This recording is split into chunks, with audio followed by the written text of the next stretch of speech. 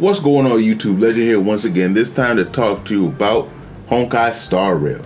And I wanted to, for the first time, talk about Topaz. Because I haven't talked about Topaz too much, mainly because I've been super excited about Jingliu. But I also do like Topaz. Don't get it twisted, I do like her.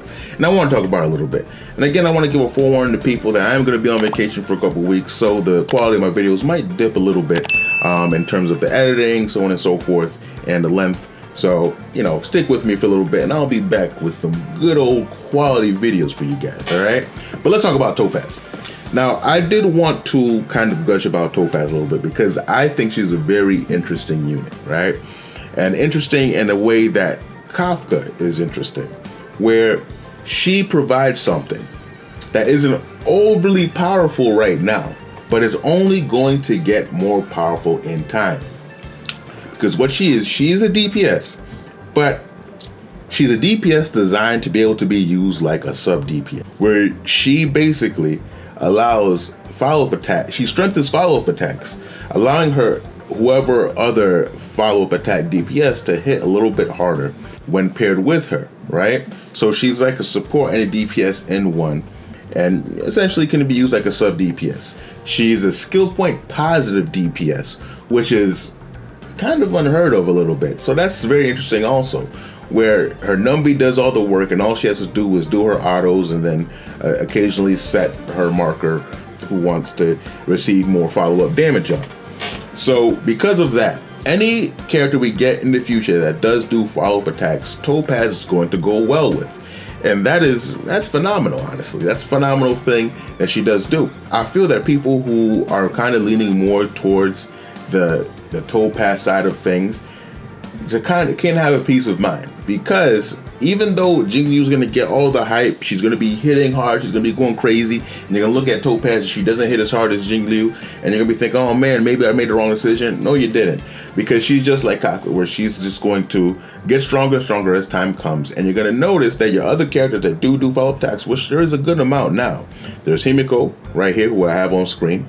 There's Jinyuan, there's Blade, there's Clara, you know, there's plenty. I think Xing Shui also does a follow-up attack with Eidolons. So, and that's only going to grow. That number is only going to grow, because follow-up attacks are a very interesting way in order to make characters get a little bit more interesting. So I'm sure they're going to capitalize on that much more in the future, especially when it comes to single target ones.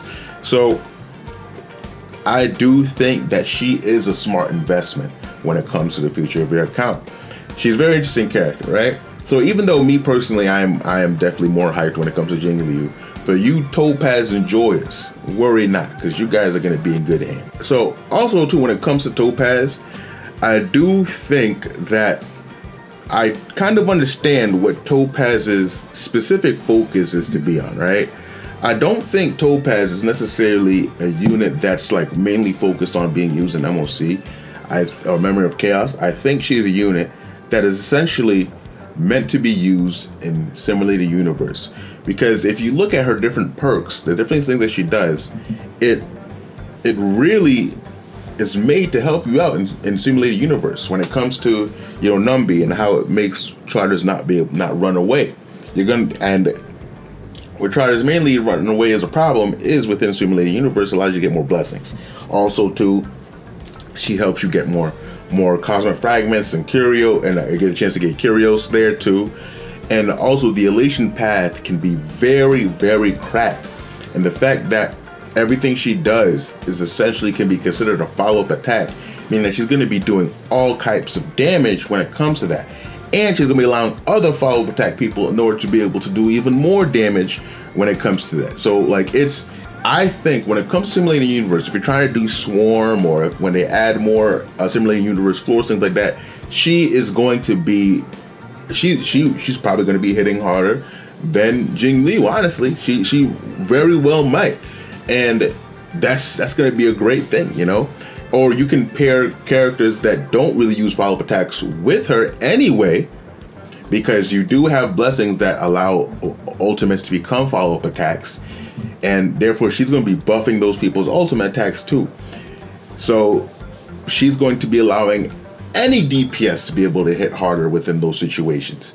So I think that Simulated Universe is going to be her bread and butter. She is going to be a cracked unit, and I don't think a lot of people realize how cracked she can be when you start taking Simulated Universe into account. So that's the thing. That's one of my, I just wanted to give you guys, the people who are trying to wait patiently for Topaz, I'm trying to give you guys a little bit of hope and get a little bit of certainty that you guys might be making a good decision right here. All right, so don't give into the Genie hype way too much, you know, because I know I am. I'm just letting you know right now. I don't give it to the Genie hype. I'm part of the Genie hype. I'm just letting you know. But for those of you who are trying to stay strong, go ahead and stay strong. You know, you're not making a bad decision. You're going to be just fine. All right. And yeah, so leave your comments down below. For those of you who are waiting for Topaz, you know, let me know your thoughts down below. Like the video if you like the content here, and subscribe to the channel so you get more content like this. And without under here, Legend out.